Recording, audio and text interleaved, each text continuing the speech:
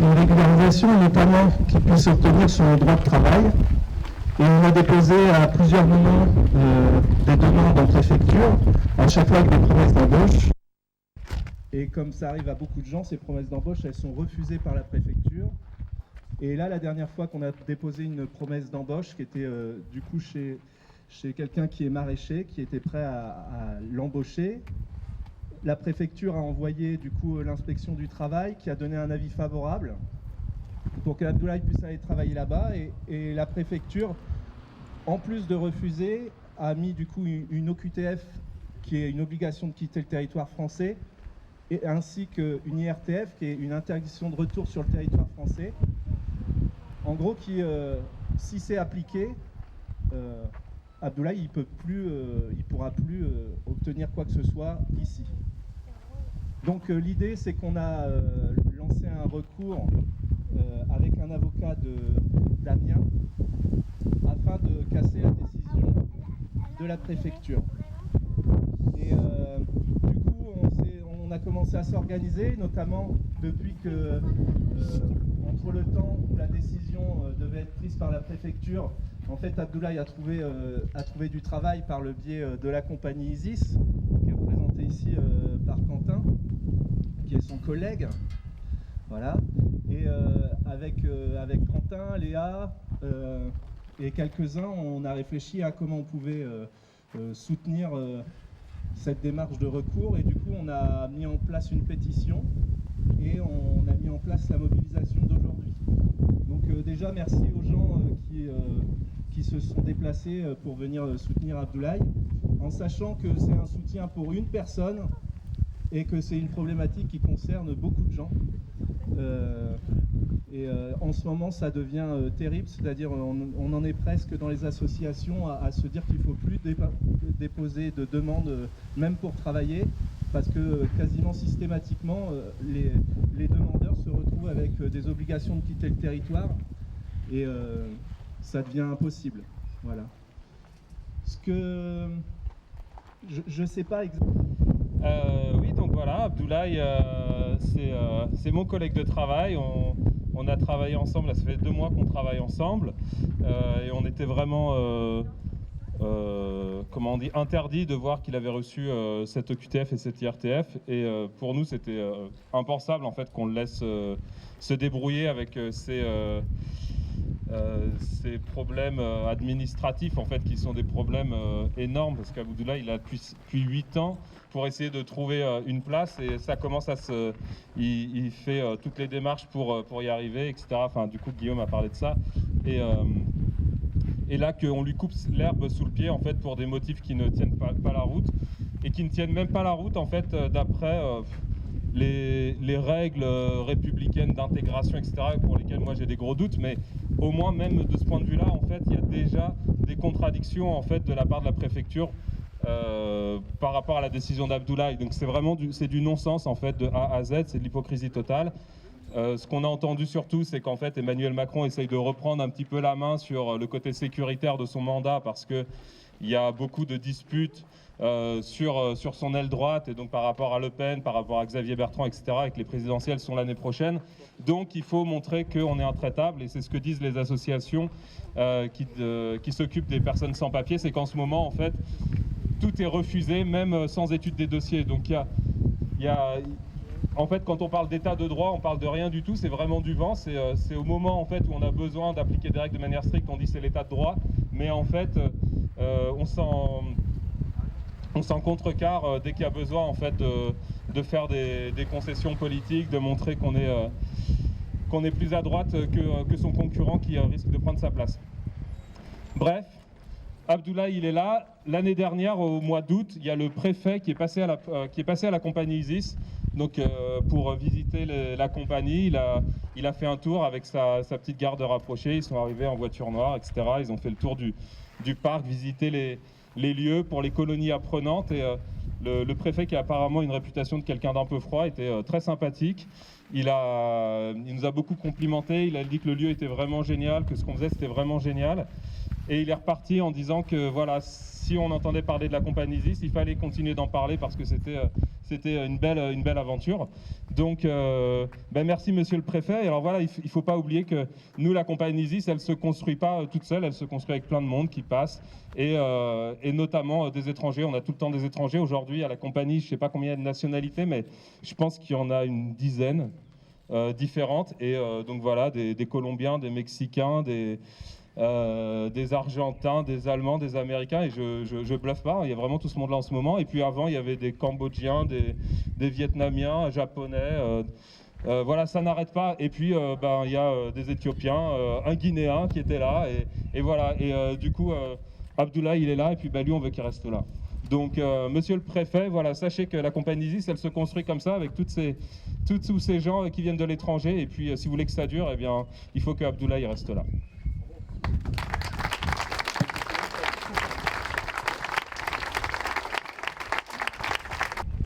Bonjour.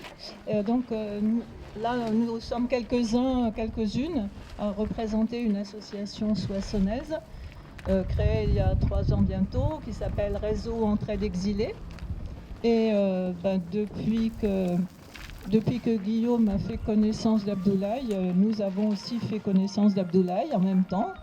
Et voilà, nous essayons aussi de le soutenir du mieux possible, avec l'aide d'autres associations qui s'occupent davantage des droits.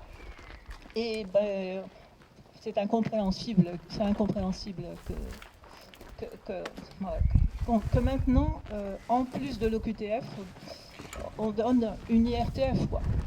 Ça veut dire que c'est une double peine. Ça veut dire que des gens qui sont intégrés, qui ne demandent qu'à s'intégrer, qui apportent toute leur richesse personnelle et de leur pays. Quel pays on est, il y a de bons côtés, mais enfin là, franchement, alors c'est sûr qu'à la préfecture, le préfet parle au nom de l'État, mais il a aussi un pouvoir décisionnaire, et donc il pourrait très bien aussi réagir comme un humain, quoi. Donc, quelquefois, on peut se demander. C'est-à-dire que c'est facile quand on ne voit pas les gens, quand on ne les connaît pas, quand on ne va pas à leur rencontre. C'est plus facile de décider arbitrairement. Et bon, ça nous insupporte. Alors Abdoulaye est là, mais Abdoulaye n'est pas le seul en plus. Mais on espère que cette manifestation, ainsi que la pétition, ainsi que tout ce qui a été entrepris, va aboutir à quelque chose de positif pour lui, déjà. Après, on verra pour les autres. On ne va pas laisser tomber quand même.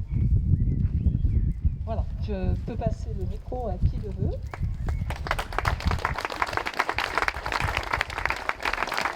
Papier, Réseau Éducation sans frontières, est évidemment au service de cette lutte et de toutes les autres, et on rendra service si vous nous le demandez.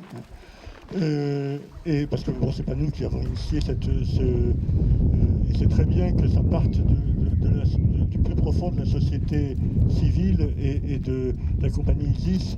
C'est une excellente. On sait bien que quand c'est une compagnie de théâtre, quand c'est pour une école, les parents d'élèves qui se rebellent, c'est souvent plus efficace que quand des associations qui sont maintenant honnies par la préfecture prennent la défense des choses. Mais néanmoins, on peut donner un petit avis et une petite défense. Voilà. Un mot sur l'IRTF quand même, parce que la préfecture commence à multiplier les IRTF.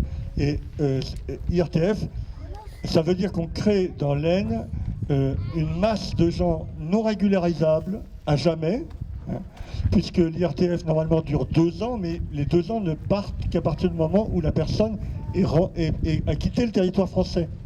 Donc avant, l'OQTF était valable 1 an, et au bout d'1 an, on pouvait entreprendre à nouveau des démarches. Maintenant, l'IRTF, durant 2 ans, ne démarrant qu'au départ du territoire français, ça veut dire que ceux qui restent sont à jamais irrégularisables, ce qui va créer une situation intenable qui va générer de la colère, qui va générer du travail au noir, avec des accidents du travail, avec tout ce que ça peut encadrer, avec un espèce de lumpenprolétariat des gens qui sont IRTFés. Et ça, c'est insupportable. Insupportable au point que Ce qui est à l'ordre du jour des sans-papiers aujourd'hui, c'est la révolte. Et c'est ce qu'on commence à voir à Paris avec une structuration forte des mouvements de sans-papiers qui maintenant prennent la tête des manifestations. Ils ne sont pas des gens qu'on aide, ils sont des gens qui se battent. Avec Guillaume Chandron qui est ici présent à cette manifestation pour que Abdoulaye reste ici en France. Alors, vous avez démarré il y a combien de temps ? On a démarré avec Abdoulaye. Abdoulaye, ça fait 1 an que je le connais, qu'il habite chez moi, que c'est devenu un ami, mon coloc et presque un collègue de travail parce qu'il travaille dans la compagnie Isis, qui est une compagnie du coup de cirque. Et moi-même, je suis artiste de cirque. Voilà. D'accord. Alors, il est en France depuis combien de temps ? Parce qu'il a été, j'ai vu qu'il est venu pour le football, et on l'avait pris pour le football, mais on l'a pas. En fait, ça n'a pas continué. On n'a pas pris son truc professionnel, ça s'est arrêté. Oui, voilà, en fait, il a été repéré, on va dire, en Guinée pour venir jouer au football en France. Et puis à l'arrivée en France, en fait, il s'est retrouvé le bec dans l'eau. Du coup, et ça fait 8 ans qu'il est là. Et 8 ans qu'il galère depuis qu'on l'a laissé le bec dans l'eau. Voilà. Il y a beaucoup de monde qui s'est déplacé pour vous, pour que vous puissiez rester en France, vos amis. Et c'est une très belle manifestation. Alors, parlez-moi un peu, vous êtes arrivé en France pour le football ? Et je me présente d'abord, je m'appelle Kamara Abdoulaye. Je suis né en Guinée, dans la République de Guinée. J'ai 28 ans. Je suis arrivé en France. Je suis rentré en France le 9 décembre 2013. Et j'étais demandeur d'asile, mais ça n'a pas été. J'ai été débouté. C'est maintenant que j'ai commencé à fréquenter les associations pour pouvoir m'intégrer. J'ai fait 3 ans à Emmaüs. Et puis, vous avez eu des boulots en France ? Des boulots en France. J'ai été compagnon d'Emmaüs de 2015 à 2017. De 2017 à 2020, j'étais le compagnon au Secours catholique comme bénévole. Du coup, au bout de 8 ans, je voulais me régulariser pour pouvoir m'intégrer en France. Du coup, j'ai eu les promesses d'embauche 3 fois. Je dépose à la préfecture, mais c'est la préfecture qui m'empêche de travailler. Du coup, à un moment, moi, j'étais là parce que c'est le monsieur là qui m'a hébergé chez lui il y a 1 an. Maintenant, je vis dans la famille, dans une famille française. Maman, elle est là, et puis papa aussi, ils sont là. En fait, il est parfaitement intégré pour vous. Ah mais moi, il n'y a même pas de se dire il faudrait qu'il s'intègre. Il est intégré parfaitement, aussi bien depuis des années à Soissons dans le cercle associatif, où il a des amis qui, à chaque fois qu'on va sur le marché, on croise toujours plein de gens qu'il connaît, aussi bien dans le quartier où il avait des amis, aussi bien dans le cercle d'amis qui est le mien. Et en fait qui est devenu le sien aussi, plus des ramifications. Faut voir juste les gens qui se sont mobilisés pour lui et les 2000 signatures, presque 2300 signatures qui ont été signées en faveur d'Abdoulaye. Et dedans, il y a vraiment beaucoup de gens qui le côtoient au quotidien quasiment. C'est magnifique quand même, hein, cette manifestation pour que vous restiez en France. C'est beau quand même. D'ailleurs, je remercie de tous ceux qui sont venus aujourd'hui, du près ou de loin. Je remercie tout le monde, tous ceux qui ont signé les pétitions avec les attestations différentes pour me soutenir. Je remercie beaucoup des amis, Guillaume, Andrés, Heidi, et à Quentin Bancel aussi, et puis Léa. Et puis je remercie la famille Sandron aussi, maman Catherine, et puis son mari Jean-Luc, qui m'ont considéré aujourd'hui comme leur 5e enfant. On voit les affiches derrière, les préfets France de la République. Donc on vous demande simplement, vous ne demandez pas grand-chose, vous demandez simplement une autorisation pour pouvoir continuer à travailler en France. Pour pouvoir travailler en France, c'est ça. Et vivre indépendant, ouais. Pouvoir faire ma vie. Voilà, donc c'était avec Abdoulaye et puis un ami qui est dans la compagnie Isis. Hein, c'est à Parny-Filin, oui, voilà, c'est ça. Donc quand on voit toutes les personnes qui sont ici présentes, ça démontre quand même qu'il y a un potentiel important pour que ce jeune Abdoulaye puisse rester en France. Merci beaucoup Abdoulaye. Je vous dis bonne chance. Merci beaucoup.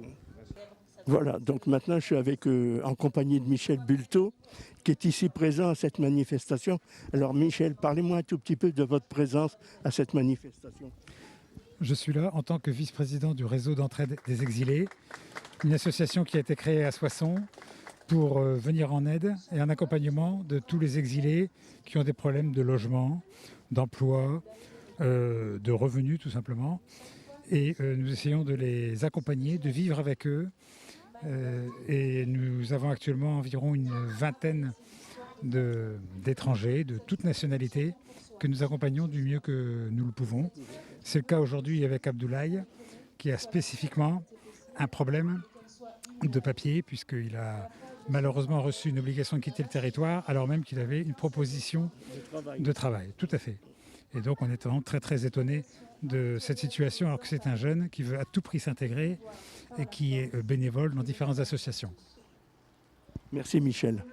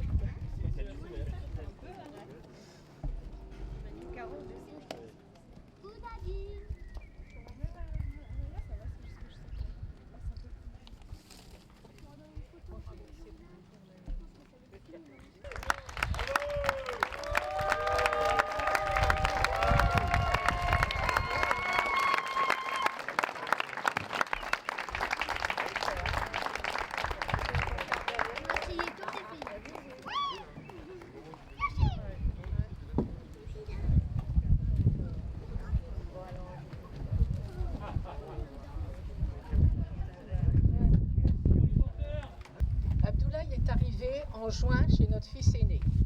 Il s'est tout de suite intégré à la famille, prenant la place du 5e dans la fratrie. Si nous l'avons adopté comme 5e enfant, lui aussi nous a adoptés comme parents et nous appelle papa-maman. Abdoulaye est joyeux, serviable, attentionné aux autres. Malgré les galères qu'il traverse depuis son arrivée en France, il y aura bientôt 8 ans, son humour, son optimisme, sa joie de vivre lui ont permis de surmonter toutes ces difficultés. C'est un battant qui montre à tous sa volonté de s'intégrer. Que dire de plus? On t'aime, Abdoulaye.